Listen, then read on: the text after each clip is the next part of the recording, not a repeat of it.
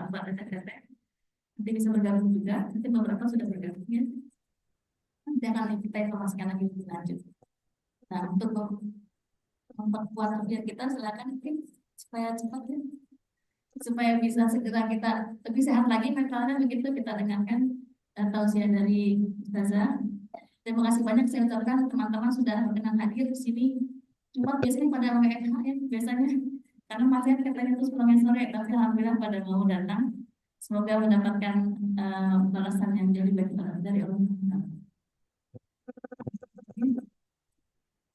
Bisa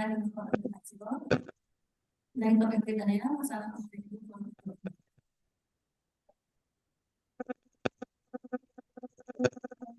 Jazakallah berarti atas penjelasan tentang TKM Al-Hadis.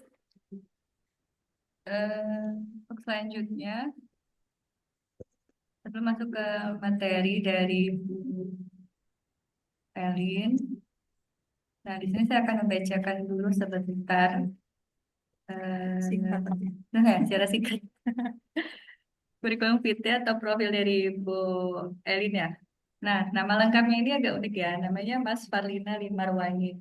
Bagus ya namanya. Nanti kita bisa cari tahu ya, kasih tahu sejarah namanya. Nama panggilannya Elina Supendi. Eh, Beliau lahir 8 Januari 1974. Sudah memiliki 6 anak, beralamat di Ciater, dekat Serpong Tangsel. Pendidikannya Fakultas Sastra Arab UI. Nah, pengalamannya banyak. Beliau pernah menjadi guru BK di Sekolah Indonesia Moskow di Rusia tahun 2001-2006, Ketua Forum Komunikasi Muslimah, penasehat Forma, penasehat Indo KL Women 2008-2017, penceramah juga di berbagai tempat taklim di Malaysia, juga di kantor BSI Pusat sebagai penceramah juga di Garuda Indonesia. Kegiatan beliau saat ini sebagai Kabid Humas Badan Koordinasi Majelis Taklim Masjid DMI Provinsi Banten, konselor keluarga KI, penceramah tetap di Majelis Taklim Wanita de Latinos, Rumah de Latinos ini apa beda itu? Di Alliance Tower dan di Aliflas Ciater Permai. Prestasinya, nah, beliau pernah meraih Umi Award versi majalah Umi tahun 2008 dan juga telah menghasilkan buku. Kalau yang kenal sama Asma Nadia, nah, beliau juga menulis buku di Jilbab Traveler tahun 2006 dan di Jilbab Traveler tahun 2011. Ada buku Ramadan di 5 Benua 2012, Storytelling for Your Life 2013, dan Ya Budaya Berkhidmat untuk Buah Hati tahun 2015. Pengalamannya banyak ya, dakwah di luar negeri, eh, ceramah offline di Moskow, Malaysia, Hong Kong, Taiwan, Korea Selatan, mana-mana ya Bu. Ceramah online-nya dari Korea, Hong Kong, Amerika, Jerman. Moto hidupnya, nahnu du'at qabla kulli syai'. Kami adalah dai sebelum menjadi apapun. Baiklah, untuk selanjutnya kita dengarkan bersama apa sih kiat-kiat mental health dalam Islam itu seperti apa yang akan disampaikan oleh Ustazah. Kepada Ustazah, dan persilakan.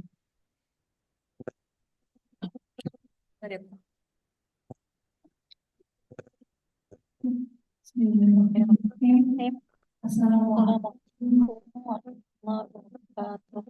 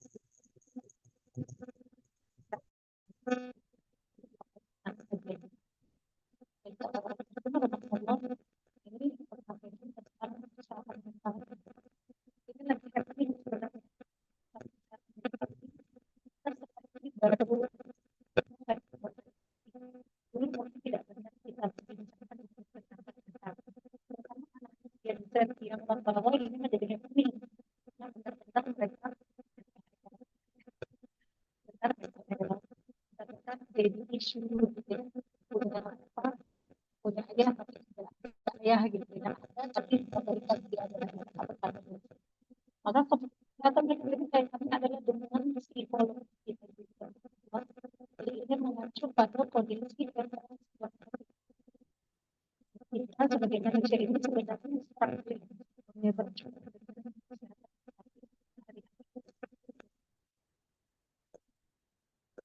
kurang ya. Terutama ibu-ibu. Aku sendiri ibu-ibu lebih rentan mengalami kesehatan mental karena ibu-ibu ini berjuang sehari-hari bukan dari kantor.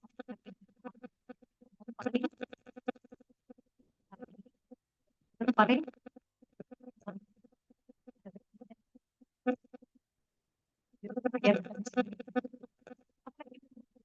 saya juga pegang pengajian sesi dulu kayak gitu kan banyak yang ngaji malam-malam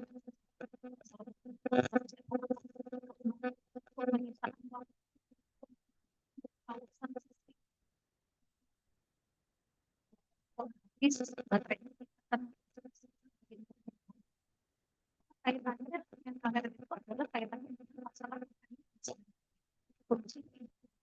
Lalu memang sekarang itu banyak sekali masalah yang jadi kan yang membuat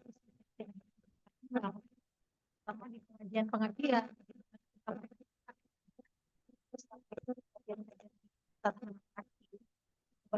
berani sih speak up kalau mungkin zaman saya ya generasi saya generasi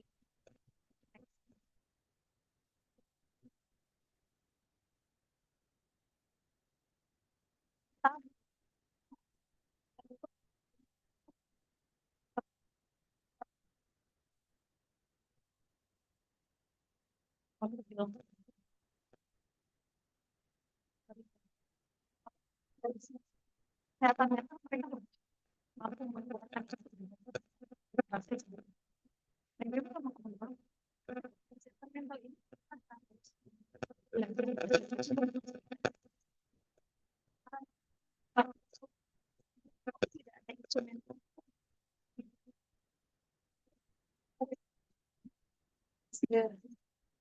saya satu lebih panjang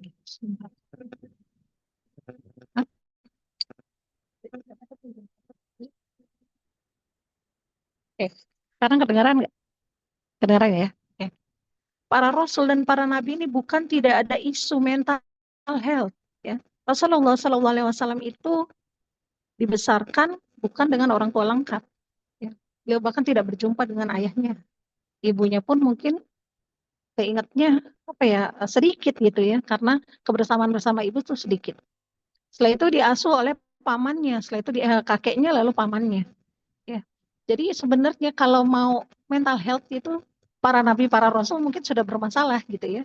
Atau misalnya Nabi Musa dan Nabi Musa yang Nabi Ibrahim yang isu dedi isu tuh Nabi Ibrahim ya. Yang tidak ada sama sekali tangan bapaknya karena bapaknya kan yang membuat berhala ya. Bagaimana dia harus tetap berdakwah. Lalu Nabi Nuh dan Nabi Lut ya dan nabi-nabi lainnya. Ini mental health bisa, tapi mereka tidak ada isu mental health. Maka kunci utama dari mental health itu adalah religiusitas, rohani.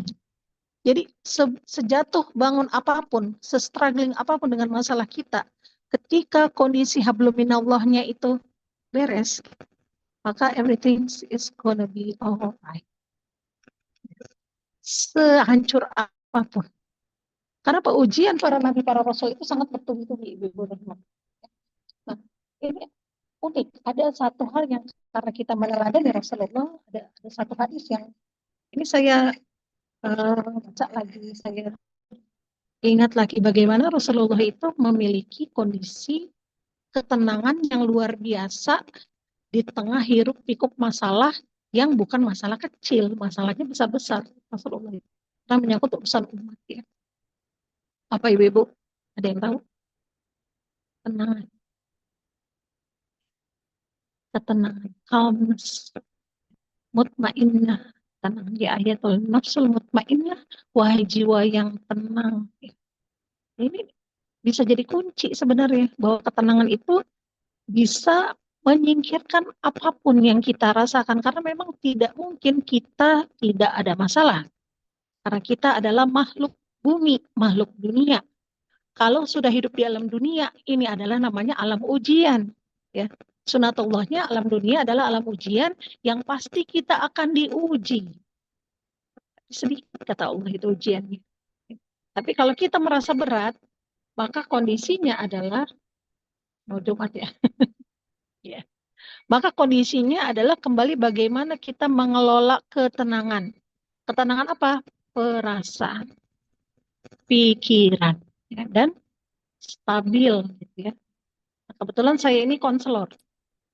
Sejak tahun berapa ya? 2000 lah. Sebenarnya udah lama kalau jadi konselor ya, tapi baru ditahbiskan gitu ya, karena harus ada sertifikat.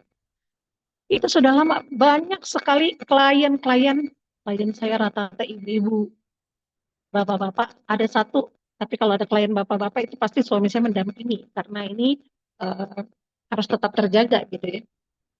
Itu banyak masalah. Sekarang dibuktikan dengan banyaknya para istri menggugat cerai suami ini banyak sekali. Terutama setelah undang-undang keluarga itu disahkan, berbondong-bondong perempuan minta cerai. Ya. Setelah itu penelitiannya Ustazah Aisyah Dahlan bahwa wanita usia di atas 40 tahun pengen ganti suami. Pengen ganti katanya ya, seperti itu.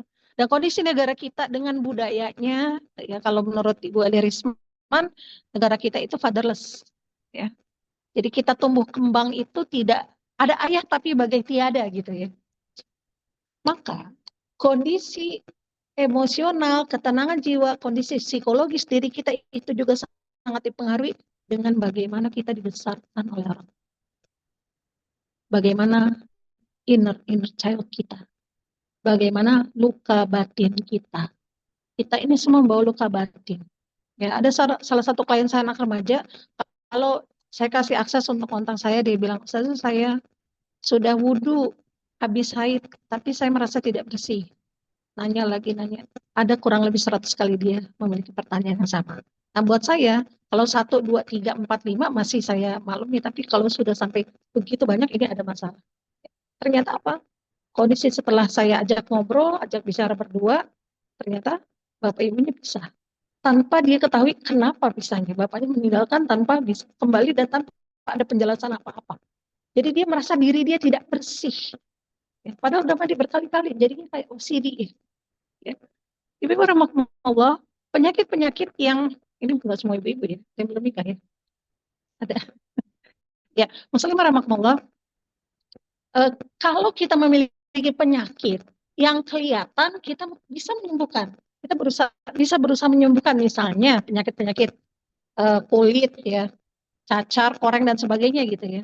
Tapi ada penyakit-penyakit yang sangat mempengaruhi mental, yang berawal dari mental, contoh mah, ya, sakit mah itu memang dokter mensinyalir memang dari pola pikir yang stressing yang luar biasa. Ya. Jadi ada tekanan hingga lari ke lambung. Kalau udah asam lambungnya naik ke mata bisa jadi glukoma atau katarak. Kalau lari ke jantung dia jadi sakit jantung kemana-mana ini, mah ini. Ya. Maka yang perlu kita perhatikan adalah apa yang sedang kita hadapi saat ini. Bagaimana kita tadi ketenangan. Bagaimana kita acceptance. Apa acceptance? Menerima. Ibu rahimahumullah, anak saya 6, 2 autis. Yang nomor 4 dengan nomor 6 dan yang autis 1 berat, 1 ringan. Saya tidak ada kalimat juga. Dengan segala kondisinya, kalau kita ingin mengeluhkan, ya, kita mudah. Oh, kamu sih enak. Nah ini kalimat-kalimat yang sering kali keluar. Kamu sih enak kerja gitu. Kamu sih enak gini. Nggak ada yang enak sebenarnya. Maka yang harus kita perhatikan baik-baik adalah bagaimana kita mengelola sisi ketenangan kita. Ya. Kita akan belajar dari Rasulullah SAW bahwa Ketentram, pikiran tenang juga itu melibatkan akhirnya pikiran jadi jernih. Dan bagaimana kita mampu menyelesaikan masalah juga.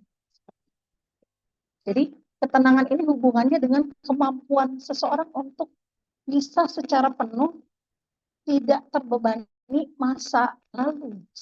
Tadi inner child. Kadang ada yang namanya alam bawah sadar. Ada seorang ibu yang saya sering banget mukulin anak saya. Ibu tahu itu, saya tahu. Saya udah coba ngelawan, tetap aja marah gitu. Saya tanya dulu, sering dimarahi sama orang tua. Ya. Bapak ibu saya sering marahin saya. Tanpa dia sadar dulu, mungkin dia nurut, diam akhirnya keluar. Saya bilang, mau sampai kapan ibu membuat mata rantai ini tidak habis-habis? Karena nanti anak ibu akan begitu juga, begitu juga. Di mana mau diputuskan mata rantai ini? Supaya cucu kita tidak mengalami hal yang sama. Maka akhirnya pada kemampuan controlling, self control. Maka kata Rasulullah, orang yang kuat itu adalah bukan orang yang berbadan besar, tapi orang yang kuat itu adalah orang yang mampu menahan marah. Karena menahan marah itu yang gitu, menahan sesuatu keluar. Walaupun nanti secara psikologis akan keluar lewat yang lain. Ya. Lewat apa? Kan makannya jadi banyak. Ada yang keluar lewat psikosomatis, gatal-gatal. Nah ini ke badan ya, semua tuh. Dia nggak ngerasa apa-apa, ya itu sakit gitu. Badan tuh jadi sakit. Ya, penyakit jantung itu ternyata kalau dia ternyata berdebar-debar gelisah, itu mesti ada yang dia pikirkan. Ini self control. Dan ini akan melibatkan semua, apalagi kalau ibunya stres. Ibu stres, maka rumah tangga itu akan stres semua, kemana-mana. Ya. Dan kita tidak ingin ini terjadi. Atau misalnya lagi stres berangkat kerja, marah-marah sama bawahan. Ya. Pernah lihat bos marah-marah gitu ya? Loh, kok ngamuk tiba-tiba? Nah, ini mesti ada sesuatu di rumah, ya. Atau dari rumah dibawa ke kantor, atau dari kantor dibawa ke rumah gitu. Ini self control, memerlukan self control yang sangat luar biasa. Kita belajar ketenangan dari Rasulullah ya. Tenang itu adalah ketika keadaan kita, pikiran kita, ya, tenang, damai, dan bebas dari gelisah. Dalam Islam ini, ketenangan ini adalah cara kita untuk mencapai kedamaian hidup di tengah struggle kita dengan segala permasalahan kita, di tengah kekurangan kita, ya, maka muslim rahimakumullah, kita sudah harus belajar selesai dengan diri sendiri. Karena orang yang selesai dengan diri sendiri, dia tidak akan menyalahkan orang lain atas apa yang terjadi pada dirinya. Karena kita bisa memutuskan. Contoh, seorang narcissistic personality disorder, nah emang dia nyalain orang tuh, orang-orang NPD nih, ya. Nyalain orang, ya kamu. Karena ada klien saya gitu, dia selingkuh, KDRT, yang salah istrinya. Kenapa saya yang salah gitu? Ya karena kamu tidak bisa memuaskan saya. Saya bilang, Mbak sabar. Kenapa? Karena menghadapi NPD ini tidak bisa dengan marah. Tidak bisa, nanti dia dapat makanannya. Dia pengen divalidasi. NPD itu kan haus validasi. Pengen dipuji-puji. Ya, pengen dipuji. Dan emang NPD rata-rata nih orang-orang hebat. Saya bilang, Mbak jangan marah, diam aja. Karena cara menghadapi NPD satu-satunya adalah cuekin. Diamin aja. Nggak bisa dong kalau gitu. Untuk menyembuhkan ini akan sangat sulit. Karena ketika, saya nggak kasih lihat, nggak nyimpen pindainya ya. Ada di komputer saya yang di bawah saya. Jadi ketika dipindai otak orang-orang NPD itu sangat berbeda dengan orang normal. Lalu bagaimana caranya hidup kan gitu ya, hidup dengan NPD? Take it or leave it, Mbak. Sejauh mana kesabaran kita? Makanya saya sering tanya, kalau ada yang datang ke saya konsul, sabarnya tinggal berapa? 10. Tinggal dari 110%. Berarti masih ada. Masih bisa ditambah nggak? Sabar bisa ditambah nggak Ibu? Bisa ya sebenarnya. Kalau kan ada nih kalau lagi marah, habis kesabaranku gitu kan. Karena ternyata mempamping kesabaran, mengisi kesabaran itu adalah bergantung pada tadi religiusitas, sisi ruhani kita. Mau nambah nggak kesabaran? Enak, capek. Oke kalau capek begini. Keputusan tuh bukan dari kita tapi dari Allah. Silakan baca doanya, sholat di sepertiga malam, tunggu keputusan Allah, entah itu dipisahkan atau disadarkan. Dan kalau saya nanya Mbak Evi Risnayati itu, kalau misalkan dari ratusan kasus di pengacara KDRT atau rumah tangga yang selesai berapa Mbak yang sadar, saya bilang itu dari ratusan, benar Mbak, satu yang sadar. Nah di kasus saya juga ada begitu, satu sadar padahal udah habis-habisan ya di KDRT, bahkan pernah dikunciin di kamar, ditinggal ke luar kota sampai ditolong tetangga, sampai kayak gitu. Di KDRT sampai dia mengalami kerusakan, cacat ya, cacat. Tapi si istri kekeh tidak mau cerai. Saya bilang masih bisa sabar, masih bisa katanya. Karena saya masih bisa sholat malam, dia bilang gitu. Saya tidak, karena kalau konselor nggak boleh, ya udah cerai aja. Itu girl power begitu kan. Laki kayak gitu gitu. Kamu tuh bisa cari yang bagus, itu girl power ya. Oke, itu keputusan Mbak, maka lakukan.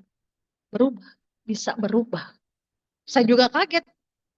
Ya muqallibal qulub, sabit qulubana ala dinik, wahai yang membolak-balikan hati Allah. Karena apa? Dia serahkan semua masalahnya hanya pada Allah. Dia serahkan keputusan itu pada Allah. Dia tidak mau meninggalkan suaminya itu. Cukup-cukup datang dalam kondisi yang kayak sadar, berubah. Saya lihat bisa. Tapi yang bisa merubah ini hanya Allah. Jangan merasa kita mampu, oke bisa lah berubah. Ini adalah satu kesombongan, tapi yang bisa merubah adalah Allah. Dan yang kasus kedua adalah ketika dia, kalau menurut saya, kalau kamu cerai, sudah boleh. 4 ustadz sudah menyatakan silakan cerai. Karena kamu sudah pada tahap dibolehkan kan. Memang yang kita takuti, barang siapa seorang istri meminta cerai tanpa alasan tertentu, maka Allah akan tidak akan memberikan dia bisa mencium baunya surga. Padahal baunya surga bisa dicium dari jarak hakaza jarak sejauh mungkin kan gitu ya. Itu kan kita takut kalau minta cerai tanpa sebab. Saya bilang kamu udah ada, Ustadz udah nyetujuin gitu. Tapi dia memilih tidak. Ibu tahu suaminya apa? Kena AIDS. Kena pengaruh LGBT. Kalau udah mau cerai, empat Ustadz tuh sudah menyatakan ya sudah cerai saja. Ya, boleh. Tapi dia tidak. Saya bilang kenapa tidak melakukan ini setelah bertahun-tahun? Saya ngikutin dari awal. Dia ngomong gini.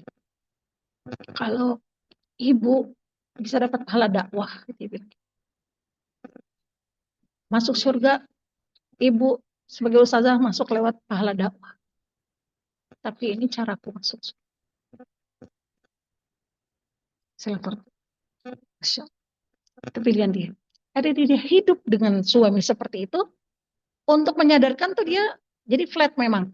Dia sudah tidak ada pasang, tapi kacamatanya karena mesti apa? Yang bikin luar biasa adalah kacamatanya hanya pada Allah aja. Seperti halnya dia bilang, aku nunggu keputusan Allah. Kan kena AIDS nih, nggak tahu nanti ujungnya meninggal atau apa. Tapi dia jaga anak-anaknya, dia buat anak-anaknya punya 3 anak jadi hafiz dan hafizah semua. Gitu. Ya. Terus dia bilang gini, saya belajar dari Nabi Lut dengan kondisi anak dan istri yang membangkang. Bahkan istrinya Nabi Lut itu kerjaannya apa? Ya berat ya, maksudnya ada tamu datang, dia yang menyampaikan nih ada tamu loh gitu. Jadi kan tamu-tamunya Nabi Lut tuh mau diserahin kan lebih bahaya sebenarnya apa ya? Sebagai orang yang menyampaikan gitu itu kan lebih berat istilahnya, membantu keburukan istilahnya. Tapi Nabi Lut dengan istrinya bukan jodoh. Karena jodoh Nabi Lut itu nanti di surga. Karena istrinya nggak masuk surga kan. Jodohnya ya di surga. Berarti bukan jodoh. Tapi istrinya adalah ujian. Seperti halnya Fir'aun mendapatkan Asia. Bukan jodoh. Asia, Fir'aun tidak kunjung. Nggak ada dia. Nggak dikasih kesempatan masuk ke dalam surga. Bahkan ketika Fir'aun tenggelam. Kondisi tenggelam. Dia baru menyadari. Mau mengucapkan lafaz. Tapi apa yang terjadi? Oleh malaikat dimasukin lumpur. Supaya tidak mengucapkan. Karena udah keterlaluan, sudah mengaku Tuhan dan sebagainya, dicegah untuk sampai seperti itu. Artinya itu untuk pembelajarannya. Dan bukan jodohnya Asia. Tapi dia melakukan itu. Dia bilang, saya tunggu keputusan Allah, dia mau sampai mana. Tapi itu adalah peluang amal saya. Cuma kalau ditanya cinta, ya nggak ada. Pandangannya udah ke Allah aja. Saya bilang, ya sudah terserah. Karena dia yang menjalani. Bilang, Mungkin aku tidak bisa seperti mendapat pahala yang, tapi ini pahalaku dari sini. Artinya apa? Ketika hablum minallahnya dia sudah tegakkan, maka hablum minannas itu lebih mudah.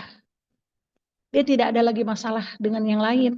Nah ini, kenapa sisi religiusitas harus kita perbaiki? Karena perbaiki hablum minallahnya dulu. Hubungannya dengan Allah, maka hablum minannasnya itu tidak akan jadi masalah buat. Berat iya. Perlu latihan iya. Kan mental health itu kaitannya dengan sabar, ikhlas. Ini mudah sekali diucapkan ya. Kalau ada orang sabar, sabar ya. Kita cuma bisa bilang gitu ya. Sabar ya. Atau ke diri sendiri sabar, sabar. Atau ikhlas, ikhlas ya. Ikhlas enggak gitu. Tapi ternyata dua hal itu perlu dilatih. Makanya jangan salah minta doa. Jangan minta begini doa. Ya Allah, kuatkanlah kesabaranku. Dikasih ujian terus betul. Supaya aku, jadi mana doanya ya Allah, jadikanlah aku orang yang sabar. Karena ternyata orang yang sabar itu adalah pemberian dari Allah, dikasih. Ketika kita tidak mau sabar, ya nggak akan dikasih sabar itu. Ya Allah, aku pengen sabar, berikanlah, jadikanlah aku orang yang sabar. Pemberian, gifted. Kesolehan juga begitu. Kita pengen Allah kasih kita kesolehan, minta doa. Ya. Lalu ikhlas juga begitu. Di awal-awal bisa jadi salah. Namanya juga manusia. Walaupun ini jangan jadi pembenaran terus. Ya kan saya manusia. Manusia biasa. Punya alfa gitu. Lalai, lemah gitu kan. Minta dimaklumi gitu ya. Allah tahu itu. Tahu kekurangan kita. Tapi ada taubat. Ada taubatan nasuha. Ya Allah tahu itu kelemahan kita. Tapi kita bisa larikan ini tadi. Kalau sudah ke Allah. Ya. Kuncinya adalah bagaimana kita berpegang pada Allah aja. Ini jangan salah.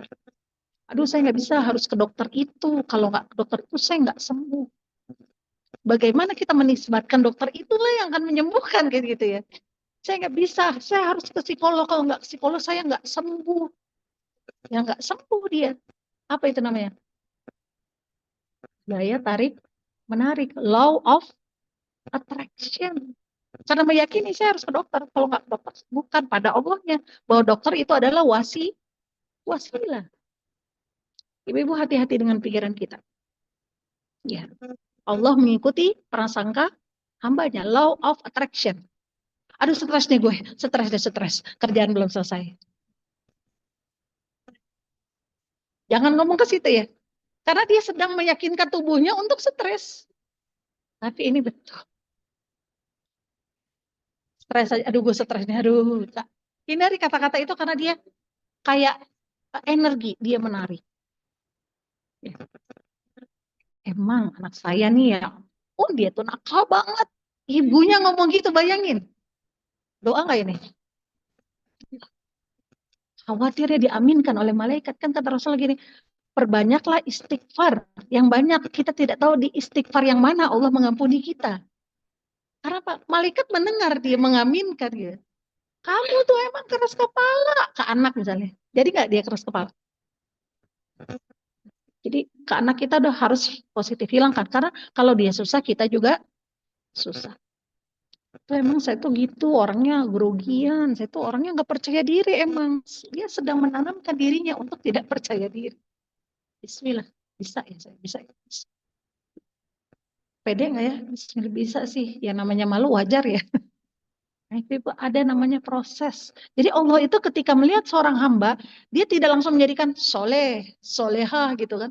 Atau ngaku soleha. Alhamdulillah rezeki anak soleha gitu ya.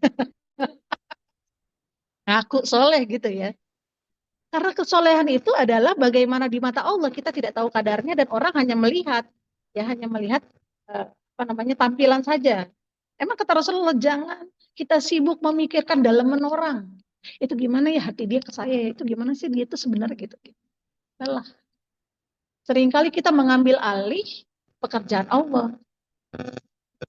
Gimana sih dia rasa itu gimana ya? Kok si artis itu yang anak sama ibu itu ya berantem? Apa yang dia pikirkan? Itu capek banget gitu ya. Jangan mengambil alih tugas Allah. Atau ketika kita disakiti, Jangan mengambil alih yang dia tuh harus dihukum, dia tuh jahat. Itu urusan Allah, bukan urusan kita. Tenangkan dirimu, gitu ya. Karena Muslim warahmatullah, ketika kita berusaha untuk tenang, ya, maka insya Allah pikiran kita lebih jernih, lebih bisa menyelesaikan masalah. Kenapa? Berkontemplasi atau berkontemplasi itu menyendiri dia.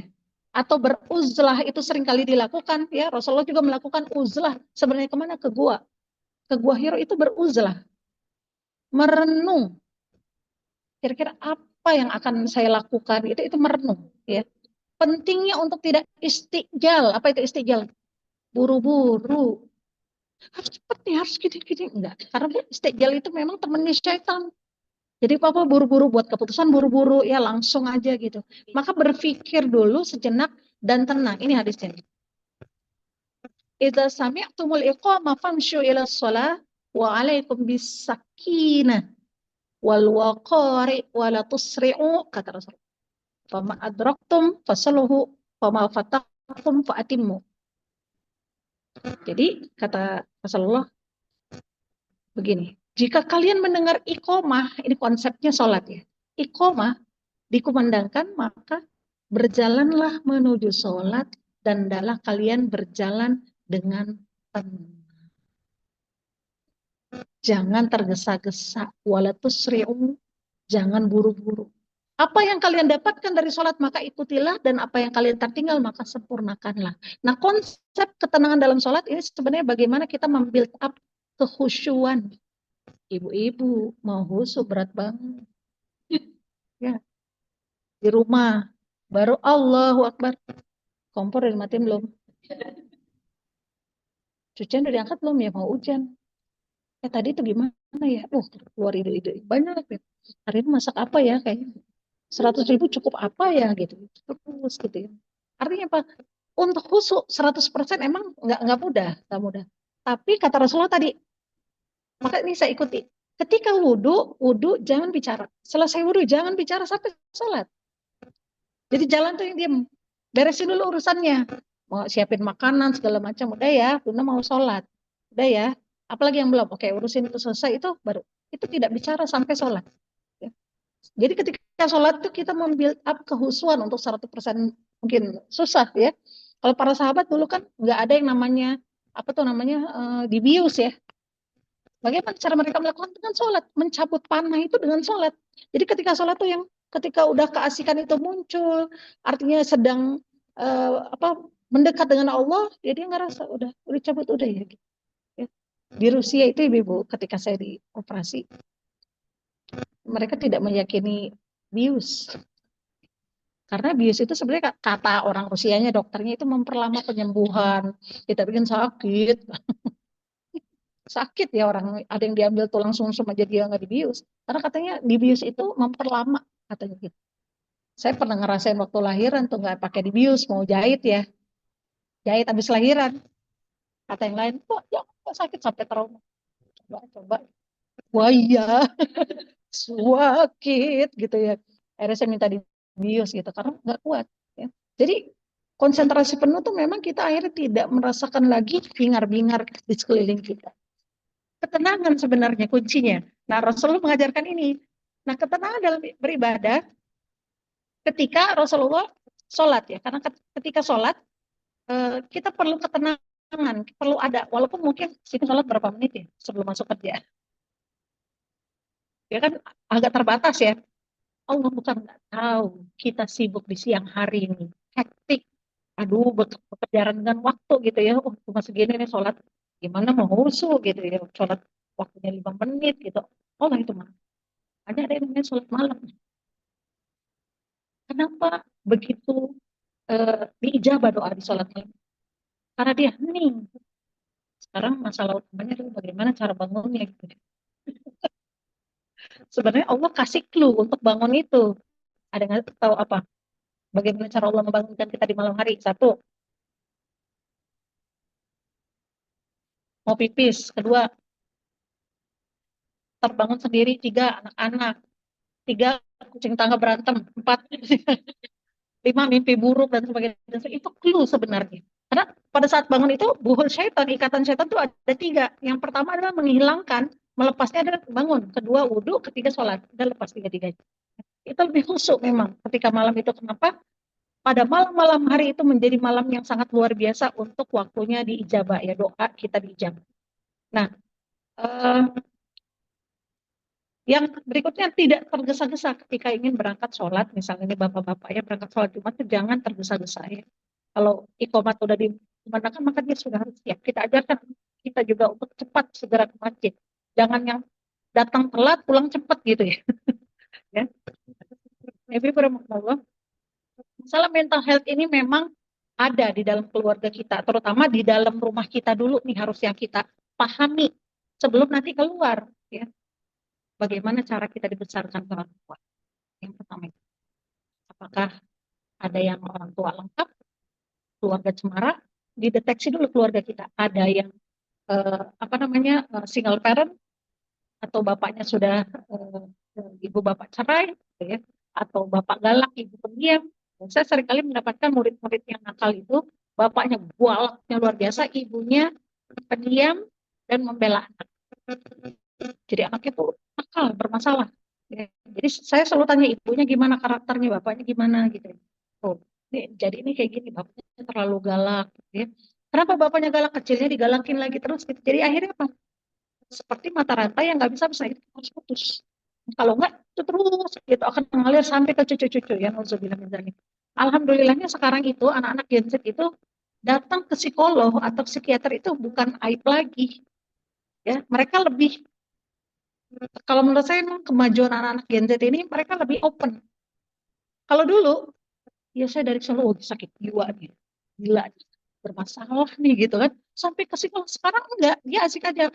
Mama tahu nggak, aku tuh kemarin, aku udah 3 kali loh ke psikolog gitu. Mereka biasa kan, buat mereka itu bukan aib, lebih open sebenarnya. Sebenarnya iya sebenarnya kalau perlu pertolongan datanglah psikolog, cuma dengar keluhan. Ya tugas kita sebagai konselor psikolog itu sebenarnya apa sih Ibu? Sedekah kuping, mendengar. Sebenarnya mereka cuma pengen didengerin aja, oh begini gitu kan. Nggak semua orang bisa mendengar. Kita semua maunya bicara. Bayangin datang ke psikolog sekali datang cerut berapa, 1,5 juta dan sampai 5 juta. Saya cek, makin profesional makin mahal gitu, cuma ngedengerin doang. Itu mah kalau saya kan gratis ya. Ya konselor itu di RKI itu memang kita menisbatkan untuk dakwah. Karena itu tadi mahalnya biaya-biaya hanya untuk didengerin gitu kan seperti itu. Maka saya juga ajarin ke mereka jangan bergantung kepada manusia. Pasti kecewa. Bergantunglah sama Allah. Kamu curhat aja sama Allah pada saat sholat. Emang boleh kan kayak orang gila enggak? Ya enggak apa-apa ya jangan di pinggir jalan sholatnya saja gitu. Di kamar sendiri kamu bilang sama Allah. Tapi kan kita sebagai manusia perlu sosok memang. Ya kita perlu sosok gitu ya. Atau ke orang yang dipercaya. Artinya apa? Buanglah sampah pada tempatnya. Karena banyak yang tidak bisa membuang sampah pada tempatnya, akhirnya dibuangnya di mana? Sosial, di aur-aur itu aibnya. Banyak sekali ya. Sampai netizen tuh kayak sibuk ya. Ada masalah ini apalagi sih belum yang ini udah ada lagi ini. Ya ampun, tar dulu dong gitu. Kita tuh masih pusing mikirin ini. Mikirin orang gitu. Udah harus ada lagi gitu kan. Atau yang misalnya seorang selebritis meninggal bapaknya gitu kan. Sampai empatinya tuh luar biasa. Tapi kalau kita masih ada empati, bersyukurlah. Kalau udah nggak ada itu udah masuk NPD itu. Jadi nggak punya empati sama sekali. Yang itu yang pertama. Yang kedua adalah bagaimana intensitas hubungan kita dengan Allah. Apa sih yang harus diperbaiki hubungan dengan Allah? Sholat. Sholatnya. Ya. Saya kalau ngecek ini, Ibu Muslim, Bapak Muslim, ya. Suami saya selingkuh, misalnya saya tanya, bagaimana sholat Bapak? Dulu kalau sholat tuh zikir lama, sekarang tuh buru-buru. Ngaruh, ada yang udah nggak sholat Bu. Udah berapa kali? Udah kali udah, wah nggak kehitung deh gitu. Karena apa? Bermasalah sholatnya. Hubungan dengan Allah bermasalah, siap-siap. Hablum minanasnya juga dia akan bermasalah. Habis ya, saya tuh sedang mencari Allah gitu. Saya bilang ngapain nyari Allah? Allah nggak kemana-mana, kamu yang kemana-mana. Allah ada, kamu yang kemana-mana gitu. Jadi dia menjadi itu tadi masalah ketenangan tadi. Dia tidak merenung. Dia sibuk. Ibu kalau orang barat kan pulang kerja, dia harus ke misalnya kopi gitu ya, apa kafe atau ke diskotik, ajeb-ajeb terus hilang, besok gitu lagi. Dia nggak akan hilang karena bukan ketenangan batin. Makanya para mu'alaf kita bilang, dapat saya ketenangan batin yang dulu tidak pernah ada. Terutama mereka belajar dari Palestina. Nah, ini kita juga belajar dari orang Palestina. Ada mental health? Tidak ada. Tidak ada mental health di Palestina. Kalau kita mikirnya, di masa bohong amat gitu ya. Udah ibu meninggal, bapak meninggal, atau anak semua meninggal, atau bayi baru lahir, baru ulang tahun, terus udah kena bom. Masa nggak ada mental health? Kenapa? Kata nama Allahnya dia udah beres. Maka resiliensinya kuat. Ayo hancurin silakan. Ada anak kecil udah tidur di bawah, udah nggak ada ibu bapak dia. Di apa istilahnya di jalanan itu. Tapi buat mereka apa?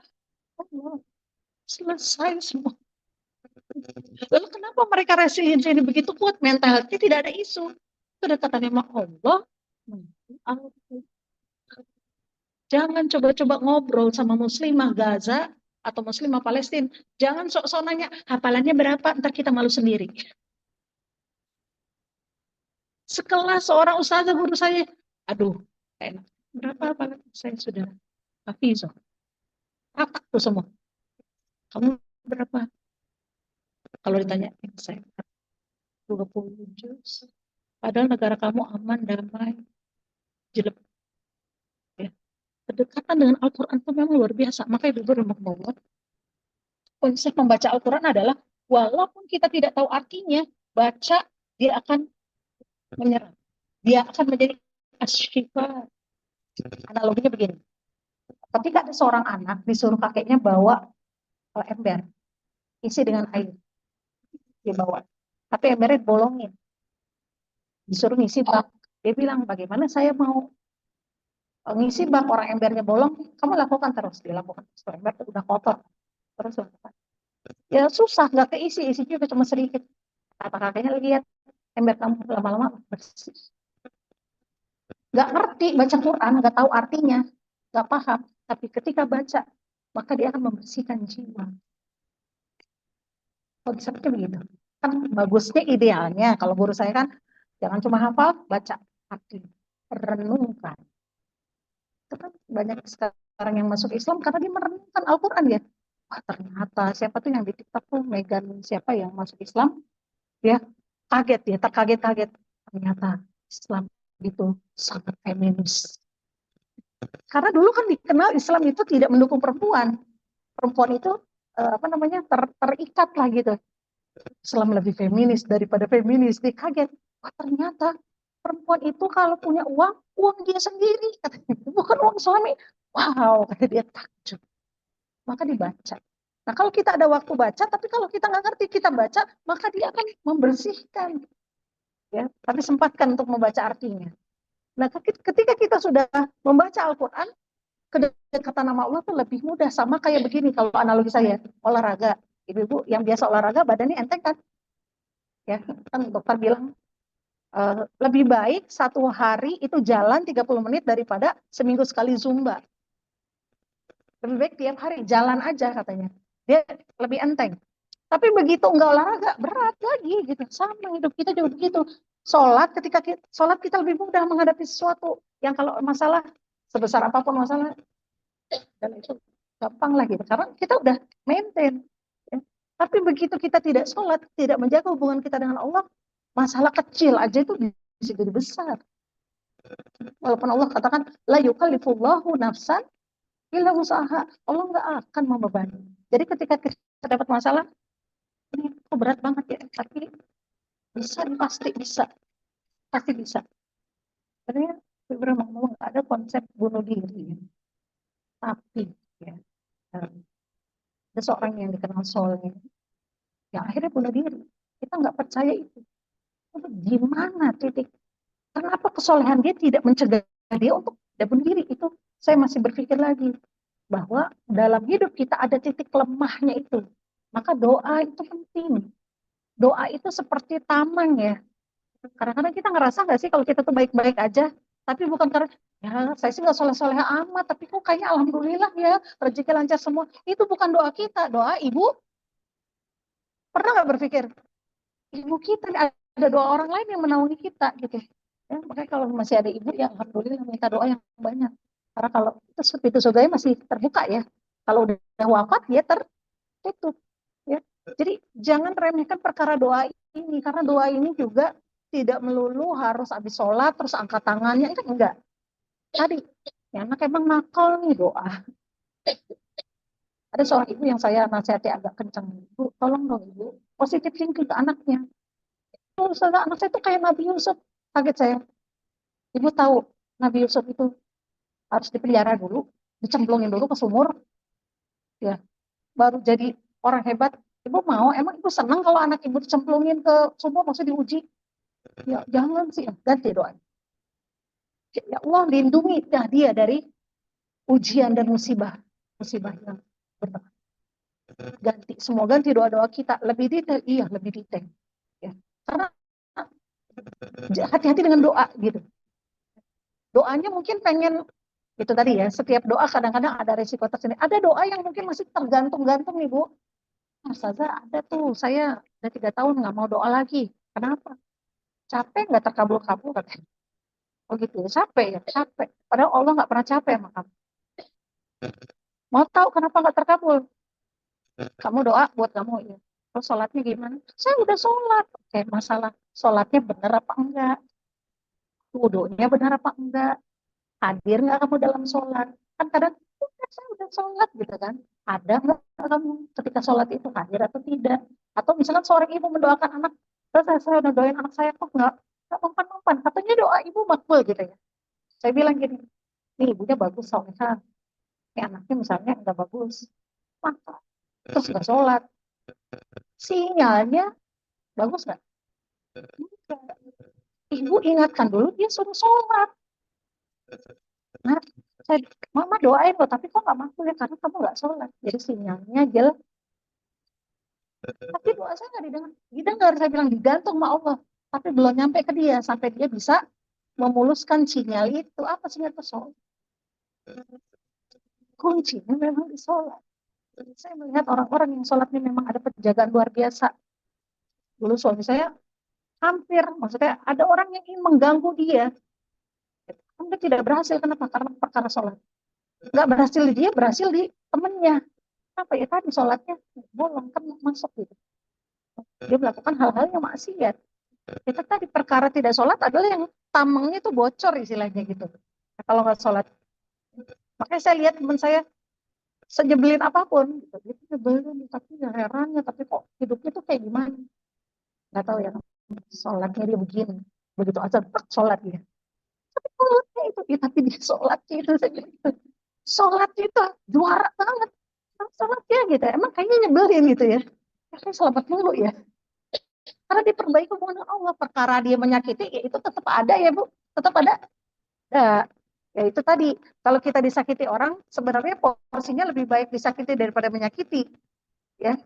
Nah, kalau disakiti, kita tinggal minta ngadu sama Allah. Kan doa orang yang terzolimi tidak ada tabir. Tapi kalau menyakiti, nah ini berat. Ya. Kembali ke mental health tadi. Ya. Ketika para nabi mampu mengelola dirinya dalam kondisi sehancur apapun, tapi ketaatannya itu nggak hilang. Contoh kita belajar dari Nabi Ibrahim. Udah mah kalau kita udah kondisi jadi low, ya low itu lagi, ya sholat aja juga gimana, gerak aja mager. Ya. Tapi yang kita lihat adalah ketaatan kita pada Allah, niat kita pada Allah. Nabi Ibrahim begitu. Ketika Nabi Ibrahim diuji, nggak punya anak begitu lama, akhirnya menikah dengan Siti Hajar, baru dapat anak. Lama tuh prosesnya kan udah sepuh ya, baru dapat anak. Bahagia, bahagia, akhir segitu sekian lama kasih. Tiba-tiba turun ujian, disuruh ngapain? Tinggalin padang pasir. Ada nggak suami tega ninggalin anak istri di padang pasir? Nggak ada apa-apa. Berat buat Nabi Ibrahim. Tapi hebatnya di sini. Rewardnya luar biasa. Jadi ketika balik, ya dilarang oleh Allah jangan ngeliat ke belakang. Nanti akan lemah. ada jalan. Dan Nabi Ibrahim menggunakan kalimat-kalimat, kalau bukan karena saya tidak mau. Gitu ya. Bukan yang enggak darah-darah itu berat tinggalin anak yang begitu diinginkan. Setelah itu lama tidak berkumpul, lalu reunited, berkumpul lagi. Turun perintah berikutnya, sembelih anak. Ujiannya luar biasa ini. Kenapa? Karena Allah menuntut apa? Kecintaan kepada Allah aja gitu. Mana yang kamu lebih sayangi, anakku atau aku? Tapi dijawab. Nggak langsung, itu kan setelah mimpi 3 kali Nabi Ibrahim. Setelah itu ditanya juga Nabi Ismail, wahai ayah, apakah ini perintah Allah? Nah, bukanlah. Apa? Nabi Ismail berhasil dididik menjadi orang yang soleh. Jadi itu keluarga soleh itu ya. Akhirnya apa? Dilakukan. Lihat prosesnya. Asah dulu, so. Letakkan dulu kepalanya gitu ya. Lihat, mengayunkan dulu kan gitu. Allah itu pengen lihat sejauh mana lihat ujiannya. Diayunkan dulu, setelah itu baru dirubah jadi sambung. Jadi yang disembelih itu bukan Nabi Ismail. Ismailnya tetap hidup. Ini ujian, maka ibu rahmatullah, lihat proses hidup kita. Tanya dalam diri kita, ini ujungnya mau kemana sih ya Allah? Kok gini banget? Seorang teman saya ujian dari kecil. Sedih saya juga. Saya bilang, udah keluarin. Aku tuh dari kecil susah. Mau nonton TV aja harus nitip tetangga. Apa ikut ke tetangga. Kadang aku nggak makan. Terus untuk bisa kuliah di UI, teman kampus saya. Tapi kamu bisa kuliah di UI. Ibunya tukang cuci. Ya, dia struggle-nya kayak apa? Terus gagal dalam pernikahan. Capek begini terus. Tapi kamu nggak bunuh diri. Beberapa kali mencoba bunuh diri. Nelpon saya, aku mau bunuh diri. Oke, saya tunggu deh bunuh dirinya. Karena udah berkali-kali ya. Saya lelah. Saya lihat dia begitu lelah. Saya bilang, jangan larilah dari Allah. Tolong dirimu. Jangan tinggalkan Allah. Jangan terlalu bergantung pada suami. Suamimu udah kayak gitu. Suamimu zolim, nanti dia akan dibalas Allah kezolimannya.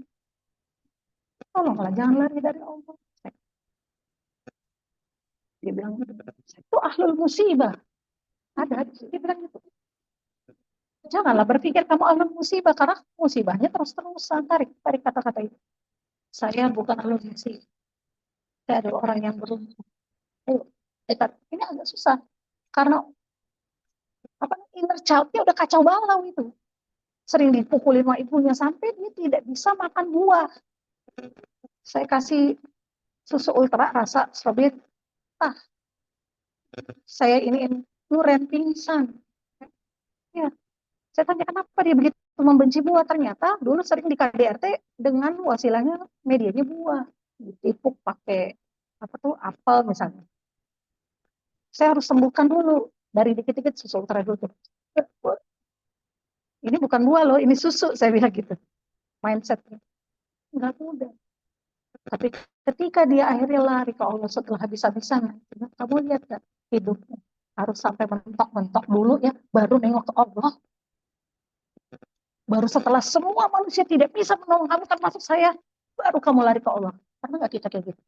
Kesini nggak bisa, kesini nggak bisa. Ini maksud Allah, sini loh, nengok loh ke atas. Ayo loh, nengok dong ke atas. Baru kamu begini. Inilah ketika kita sibuk ke sana ke sini, kita lupa. Jadi perbaiki itunya dulu. Sekarang lebih tenang. Alhamdulillah bisa berjalan. Sudah tidak ada keinginan bunuh diri. Penyakit jantung mah udah segala macam. Tapi ya nggak mati-mati. Belum pada ruangnya ya. Belum waktu. Artinya Allah masih sayang. Rasul dan para nabi itu begitu banyak masalah mental health. Tapi mereka tidak ada masalah. Sehancur-hancurnya mereka tetap urusan hablum minallah. Lancar. Tidak ada urusannya. Mau jadi mental health, mau begini, mau begitu. Yang penting hubunganku dengan Allah baik-baik saja. It's in. Maka akhirnya Allah perbaiki semua. Saya melihat sekarang dia sudah bisa memperbaiki. Setelah tahun-tahun, perlu waktu tahun 20 tahun. Lama. Karena kemampuan dia. Tapi saya lihat ini sanggup. Tadi, la yukallifullahu nafsan illa wus'aha. Allah tidak akan membebani. Tapi dia bisa. Dia struggle. Saya jadi saksi dari awal. Sekarang dia bisa. Sudah mulai memperbaiki hubungan. Sudah lebih pasrah. Sudah selesai dengan dirinya. Ketika dihina-hina itu dia sudah sedih. Oh, nggak apa-apa. egonya sudah berhasil dia tundukkan. Kata Rasulullah, musuh terbesar itu kita adalah diri kita sendiri, hawa nafsu kita, which is adalah ego. Dia sudah bisa mengalahkan aku dan nothing to lose. Coba dari dulu ya, pengennya gitu ya. Tapi ingat, oh, Allah melihat proses bukan hasilnya. Kalau hasilnya nanti kita jadi sombong, ini dong aku berhasil keluar dari masalah. Enggak begitu, tapi prosesnya yang Allah lihat. Bagaimana kita melalui kesakitan-kesakitan tetap berjalan. Kita mungkin punya suami yang tidak sama dengan kita, tapi kita tetap jalan, kita tetap taat sama dia. Ikuti cara Nabi Ibrahim. Taatnya sama Allah, bukan sama suaminya. Nih, kalau bukan karena Allah, saya nggak mau. Tolong dong, bikinin kopi. Udah kesel, nyebelin, nggak bikin kopi. Tapi kan ingat, istri yang soleha adalah istri yang taat pada suami. Bikinin, jangan digaremin. Jadi semuanya adalah ketika kita menyerahkan segala urusan kita hanya kepada Allah saja. Karena Allah yang bisa mengurai masalah kita yang rumit-rumit itu. Rumit, ribet, kayaknya nggak mungkin ya. Selain aja Pak. Tapi syaratnya satu, kalau mau mendapat namanya Nasrullah. Kata Nasrullah, pertolongan, yakin. Kalau kalian yakin nggak tuh, lagi nggak punya apa-apa, nggak bisa makan, belas nggak ada yang bisa nolong, kesini nggak nolong, kesini nggak bisa, semua ditutup gitu ya sama pasar Israel. La ilaha illallah subhanaka. Tidak punya apa. Kami ilmu kita bawa. Tapi ada satu keyakinan, saya yakin. Tapi itu tadi ibaratnya kayak kita lagi kelelep, orang kelelep tuh kalau ditolong gimana? Kalau baru kelelep langsung ditolong, alhamdulillah gitu ya. Tapi udah minum air, nggak bisa nafas, baru ditolong, betapa bersyukurnya kita dengan hidup. Gitu. Jadi apapun masalah kita di rumah kita, di keluarga kita, seberapa berat pun, jangan kita tata mental health kita, kenali diri kita, kenali inner child kita. Saya isu misalnya apa atau misalnya kenapa ini penyakit psikologis itu nggak kelihatan ya. Kalau anak kita punya penyakit psikologisnya orang atau apa kelihatan nih, tapi penyakit psikologi nggak kelihatan. Saya sampai bereksperimen, saya berteman dengan maaf ya pelakor yang sudah berkali-kali mengambil suami orang gitu ya. Saya temani, saya tuh kayak saya pengen menyelami dia, kenapa sih ini gitu. Ada yang udah bermasalah gitu ya sama suaminya, padahal suaminya solehnya luar biasa. Saya bilang, Pak, kamu tuh soleh. Ya, tapi tuh dia gini. Setelah saya selidiki, dia terbiasa dididik dengan bapak yang tidak soleh. Jadi dia tidak familiar di kepala dia. Jadi nyari gara-gara mulu sama suaminya. Tapi suami sabar Pak, masih sabar Pak. Saya masih sabar nih, dia minta cerai mulu. Mbak Sofi kamu tuh soleh banget, Mbak Hafsa kamu bersyukur. Tapi itu dia gini, cari gara-gara. Begitu saya cek, oh dia tidak familiar dengan laki-laki yang sok. Karena dia hanya familiar dengan laki-laki yang tidak. Makanya nyari gara-gara mulu. Dia bisa begitu. Ya, jadi karena udah kebiasaan, jadi kayaknya suaminya salah. Saya tuh ya udah mencoba begini ketika dimediasi ya, berkali-kali dimediasi, sampai akhirnya Allah pisahkan. Cerai. Mbak, kok jadinya gini? Ya, tidak mungkin bagi Allah menyatukan yang buruk dengan yang baik. Gitu ya. Tapi berdoa saja, semoga nanti ketika dia menikah menemukan yang baru, dia menjadi baik. Karena perceraian itu memang dibenci Allah, tapi dia akan menjadi solusi. Kata Rasulullah SAW dalam sebuah hadis, barang siapa bercerai dan keduanya tidak saling menjelekkan, menjaga aib masing-masing, tidak saling membenci, maka Allah akan memberikan rezeki pada keduanya. Begitu dia nikah lagi, dia jadi baik. Suaminya lebih mampu mengontrol gitu. Emang saya bilang yang bukan tugas Bapak membuat dia jadi baik. Bapak jangan coba-coba mengambil alih tugas Allah. Karena merubah manusia itu bukan perkara mudah. Pekerjaan paling sulit di dunia menurut saya merubah manusia. Jadi jangan mencoba merubah karakter orang untuk kita supaya kita fit. Ya mungkin. Itu kalau kita udah bisa ngomong gitu, misalkan sama suami kita ya, dia kayak gitu mbak, capek marah-marah mulu, daripada marah mendingan oh, oke. Acceptance, terima itu kayak gitu tuh, aku pelit. Tapi dia gimana dia suami saya tetap melayani dia dengan baik. Emang sendiri ya, tapi gimana? Terima aja lah, gitu. Artinya dia udah selesai. Tapi kalau terus menerus masalah terus masih ngeluh, saya bilang berdoalah. Nanti minta dikasih ujungnya, dipisahkan atau disadarkan. Pengennya sih disadarkan, ya, tapi banyak harus sadar dulu. Jangan orang memaksakan orang fit sama kita. Coba kita fit sama punya atasan nih, misalkan galak. Pada ngeluh, saya galak. Tapi kenapa sama gue baik-baik aja? Ya karena saya tidak memindset diri saya bahwa dia tuh galak, ini tidak saya hilangin itu. Ini tuh oke, saya jalani. Begitu mentok, wah aku nggak bisa. Kok dimarahin, saya santai. Terima kasih Mas Wahyu, gitu aja. Your problem is your problem. Jangan dibawa ke rumah.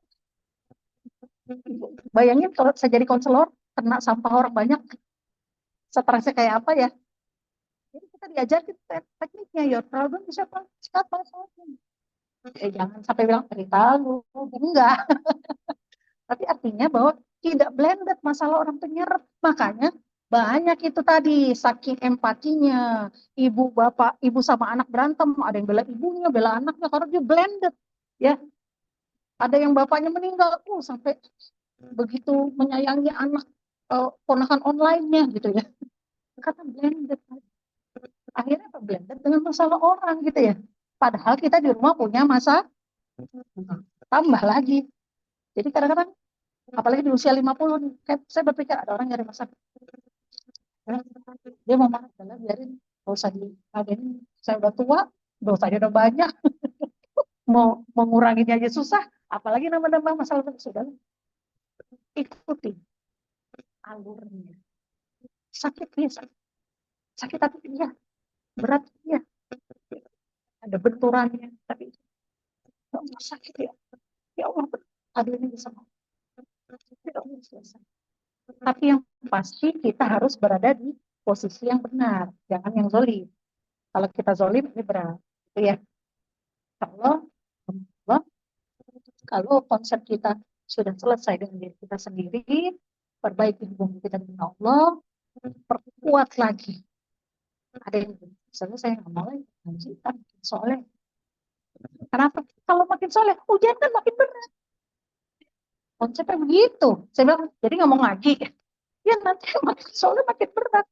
Padahal ada tadi rumusnya, la yukallifullahu nafsan illa wus'aha. Allah tidak akan membebani atau melebihi kemampuan. Katanya kemarin sariawan kan, padahal senang kuliner.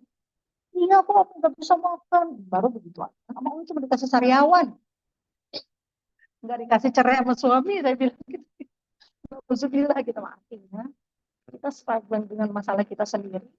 Lihat masalah kita tuh di mana. Kita pengen selesai, maka begini. Ada konsep begini. Bekerjalah kamu, maka Allah, Rasul, dan orang-orang beriman akan melihat pekerjaanmu. Ketika sudah melakukan pekerjaan yang lain, lakukan pekerjaan yang berikutnya. Apa artinya? Kebaikan berikutnya. Sudah selesainya, alhamdulillah. Tapi jangan gini, what next ya Allah? Woi, saya bilang jangan nantangin juga gitu ya. Apalagi ada yang namanya lagi kesel ya. Apalagi aku udah begini. Jangan nanya, tapi kasih nangis. Jadi jalani saja episode kehidupan kita yang sedang kita hadapi saat ini. Minta tolong Allah, minta pertolongan Allah, minta bantuan Allah. Walaupun kita harus merangkak, tetaplah kita menjadi orang yang baik. Jangan jadi jahat, jangan kayak joker. Aku tersakiti gitu kan. Orang jahat adalah orang baik yang tersakiti. Ya kan, mindsetnya kan, ya lo boleh jahat gitu. Itu malu kalau lo jahat, ya nggak begitu. Beberapa film saya lihat begitu. Mau membawa begitu. Itu dulu dia membunuh orang karena dia ibunya pernah dibunuh. Nggak gitu konsepnya. Ya. Mungkin itu saya marah kita sendiri sebenarnya yang bisa menjadi psikolog bagi kita, yang bisa menjadi konselor bagi kita. Tapi kalau kita mau curhat gitu ya untuk mengeluarkan, kita bisa ngadu ke Allah. Kalaupun mandu ke manusia boleh juga, tapi buanglah sampah pada supaya aib-aib kita terjaga. Karena kalau namanya konselor psikolog itu dia ada sumpah yang tidak boleh. Mungkin itu yang bisa saya sampaikan, mudah-mudahan bisa menjadi orang memiliki sifat tenang ya, karena ketenangan itu positifnya tuh banyak. Tenang ya, bukan diem. Ya. Kalau seorang ibu kan, kalau tenang tuh dia lebih ke sabar itu kan, bukan berarti diam. Kalau sering kita tahu kan, sabar itu, dia mah sabar banget, diem aja gitu. Dia sabar ya, padahal cuma diam doang. Tapi sabar itu adalah tetap berjalan ke depan dengan beban yang ada di pundak.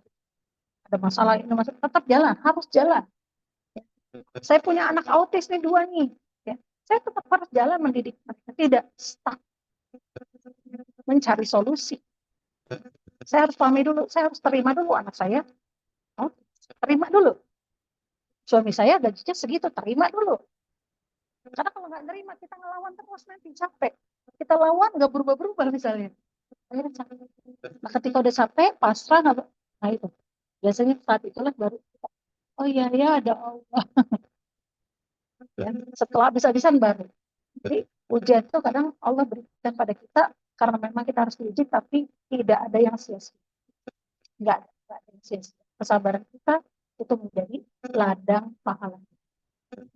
Mungkin itu yang saya sampaikan. Mohon maaf kalau ada yang salah. Tuhan menyuruh pada aku dan wassalamualaikum warahmatullahi wabarakatuh.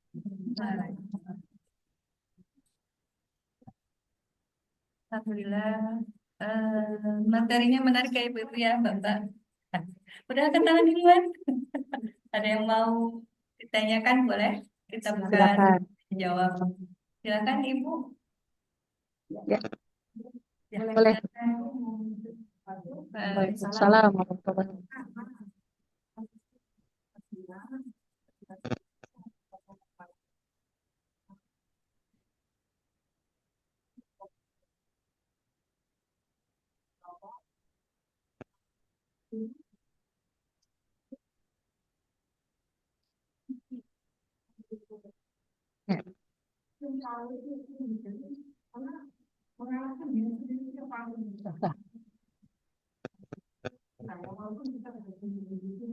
Ya. Prosesnya itu yang harus kita lalui, memang itu melalui karakter yang terbiasa dari dulu atau konsep dari kecil akhirnya jadi alam bawah sadar kita. Ya. Namun karena kita sudah mulai mengerti bagaimana cara menentukan diri kita sendiri, supaya kita kenal dengan diri kita sendiri. Itu supaya lebih ada progres gitu, teknik yang paling simpel Ya. Ya. Saya langsung jawab ya. Memang atasi ego itu agak susah karena yang sangkut kita. Maka pentingnya di sini saya katakan tadi self control dibarengi dengan sisi religiusitas ya. Kenapa orang-orang religius itu dibilang memang lebih sehat secara mental? Kenapa? Karena dia ada yang terngiang, makanya kita belajar nih ngaji gitu ya. Ketika mau marah, latak dok walakal jannah. Ingat, jangan marah bagimu surga. Nah itu kita ingat tuh. Nafas dulu. Kalau saya gitu, anak 6 nih, bikin laki 5, perempuan 1 gitu ya. Udah yang autis 2 gitu, udah lengkap. Jadi ketika saya mau marah, kan nafas dulu, nggak langsung marah, jangan marah, jangan marah. Latak dok walakal jannah, jangan marah bagimu surga.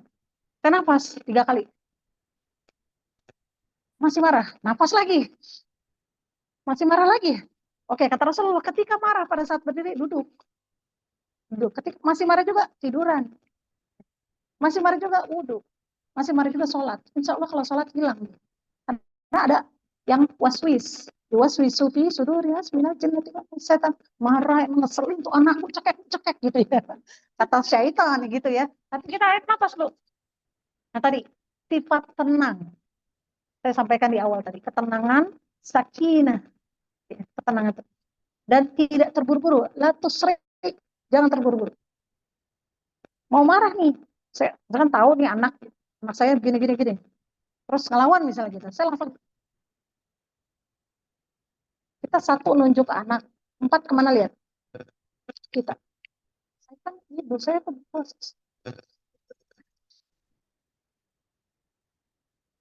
Hitung, berapa kali kita nafas tuh? Oh, nggak senang saya. Ini kena banget nih ego nih. Nusuk banget nih, sabar. Batak udah pola kal jannah. Karena Rasulullah lakukan itu. Ketika sudah tenang, nggak bisa kita sholat. Kalau nggak bisa kita menjauh dulu. Kalau lagi kondisi hektik, saya cuma bilang ke anak saya, udah rumah berantakan. Saya pulang, rumah kulkas sudah terbuka, mentega udah diusap ke lantai. Bukan roti, mentega. Setelah itu mereka, mana saya lagi ngidam ya, saya langsung, la haula wala. Nah ini, biasakan mengucapkan kalimat-kalimat thayyibah. Jangan kalimat yang jelek gitu ya. La haula wala quwata illa billah, hasbunallahu wa ni'mal wakil, ni'mal maula wa ni'man nasir. Bunda marah, masuk kamar saya. Kunci saya. Pengen marah gitu kan. Setelah itu saya tenangkan diri dulu. Saya sholat. Mereka anak-anak lagi explore. Itu lagi belajar itu. Sambil nangis. Mentega loh. Nggak selesai dengan 1 kali sapu. Saya telepon suami saya. Ya kondisinya gini-gini. Saya tuh lagi mual-mual. Lagi ngidam. Please emergency. Saya minta tolong suami saya datang. Kalau suami saya tuh bagus dia. Kontrol selfnya tuh bagus. Dia begitu bilang, wah lagi main ya. Wah asiknya. Jadi begitu dia. Ya udah belum. Baru 3 kali ngepel. Sampai selesai.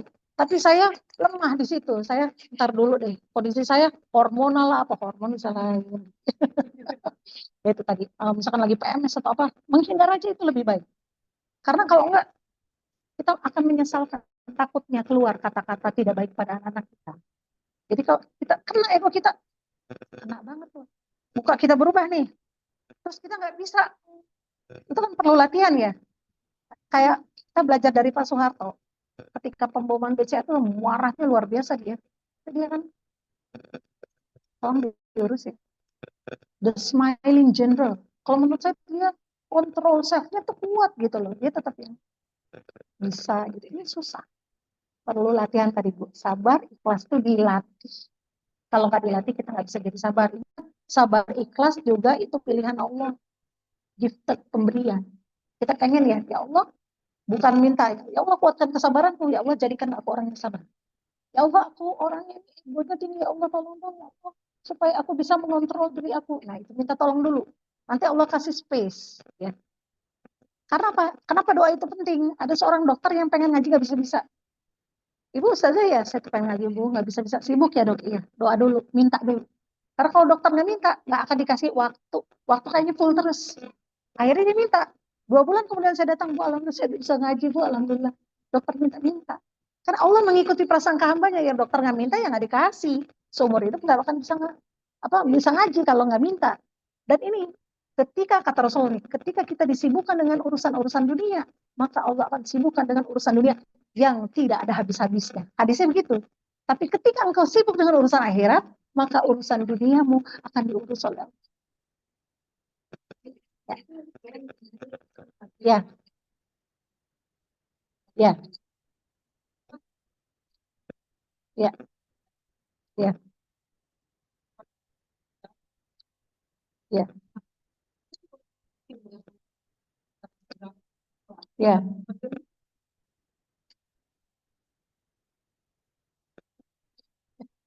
Ya. Ya. Hmm. Ya. Ya. Bagaimana juga, ya memang itu akan jawab mereka. Ya. Ya. Ya. Ya. Ya. Oke. Turunkan ekspektasi ibu pada orang lain. Karena ketika kita mengukur ekspektasi kita, saya mampu, ibu mampu melakukan 10 level.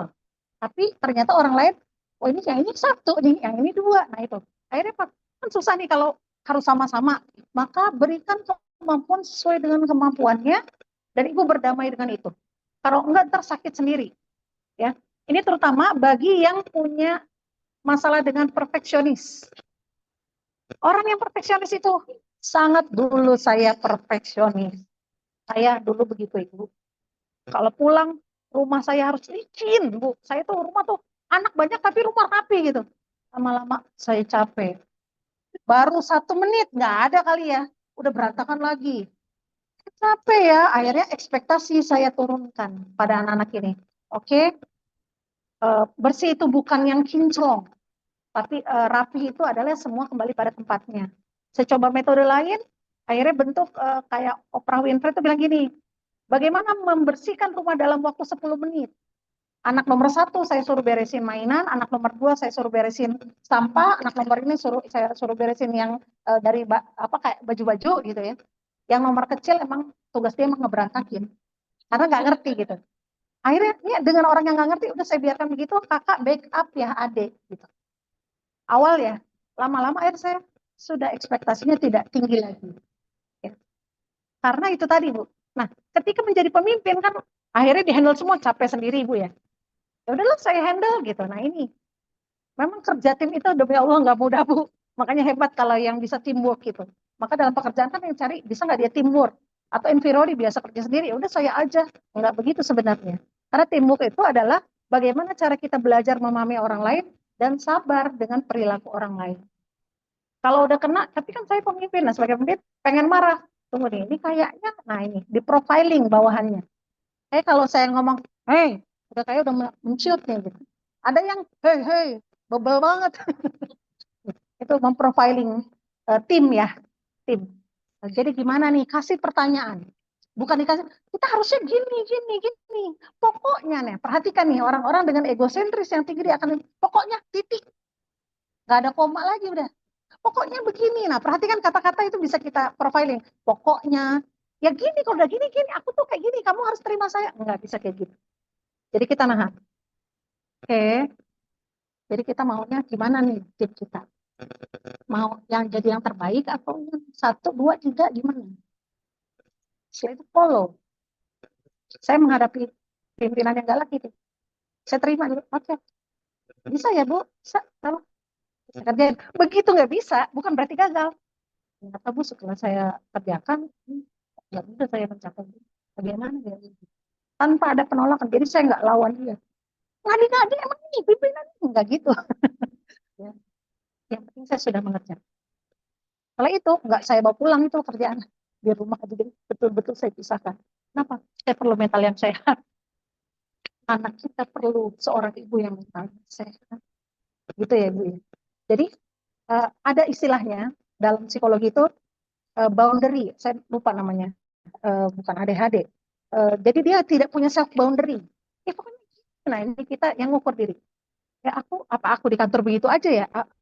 Begitu ya, dikata apa aku di rumah begitu juga ya. Oh berarti aku nggak ada boundary, nggak ada batasan. Di mana aja aku akan jadi begitu. Oh nggak kayak gini. Kayak gimana dong? Self talking. Saya self talking. Kalau perlu kaca-kaca. Ini tuh gimana sih kamu tuh banyak orang nggak suka sama kamu. Kenapa ya kira-kira ya? Nah, muhasabah maksudnya. Kontemplasi. Ngomong dulu sendirian. Makanya healing itu perlu. Coba lihat muka-muka kurang healing. Muka-muka penuh derita ya. Jadi dari muka juga terlihat. Cara kita tersenyum, cara kita, kan orang susah sekali ada masalah untuk bisa tersenyum itu susah karena di dalamnya tidak tersenyum gitu ya. Jadi di dalamnya itu self feeling apa kontrol, self control dan self talking. Mauku apa ya? Banyak banget mauku tuh kantornya gini gitu tapi tidak sesuai dengan mauku. Role-nya begitu. Yang utama di rumah. Ya, karena kantor itu kalau selesai kita ya udah kita keluar dia ada yang baru. Tapi di rumah ketika kita hancur orang rumah ya bukan orang kantor. Prioritasnya juga kita harus paham. Kira-kira begitu ya.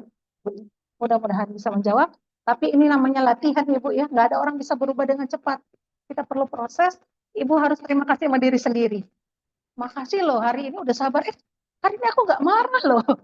Padahal aku dihina banget, itu kena banget, tapi aku nggak marah. Makasih lo diri, self reward ah, beli es krim, self reward ah, jalan-jalan sendiri, nggak apa-apa, ya, men self reward diri. Ntar kalau nggak, bu mau kemana sebentar, aku mau sendirian sana-sana, self reward gitu. Kira-kira gitu ya ibu ya. Ya. Perlu berterima kasih ibu sudah berjuang sejauh ini, itu tidak mudah. Menjadi seorang ibu itu tidak mudah, apalagi yang bekerja. Makanya, jangan tepuk tangan nggak boleh. Tepuk tangan dong untuk ibu-ibu bekerja. Salut saya Salut saya, ya, masih mau masih mau ngaji. ngaji. Alhamdulillah. Ini tuh, Allah. Jazakallah khairan buat atas penjelasannya tentang mental health kita hari ini karena keterbatasan waktu ya. Hanya sampai jam 1. Nanti juga kita mau sholat zuhur dan beraktivitas bekerja kembali. Alhamdulillah untuk kajian hari ini terima kasih banyak Ibu untuk nasihatnya, motivasinya. Semoga kita tetap menjaga kesehatan mental kita di tengah hiruk pikuk instansi rumah kita yang semoga insya Allah semuanya aman-aman saja. Ya teralamin.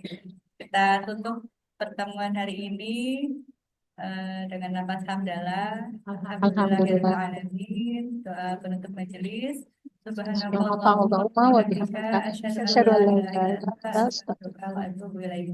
Saya mohon maaf bila kami selaku panitia banyak kekurangan, kesalahan. Terima kasih kepada teman-teman yang sudah online juga di Zoom mengikuti kajian ini. Insya Allah kita bertemu lagi di kajian selanjutnya. Wassalamualaikum warahmatullahi wabarakatuh. Waalaikumsalam. Jazakallah khair Ibu. Apa? Jam berapa lagi? Jam 1. Boleh mau sholat dulu. Di sebelah ada toilet sama musola lagi. Saya udah. Udah. Boleh.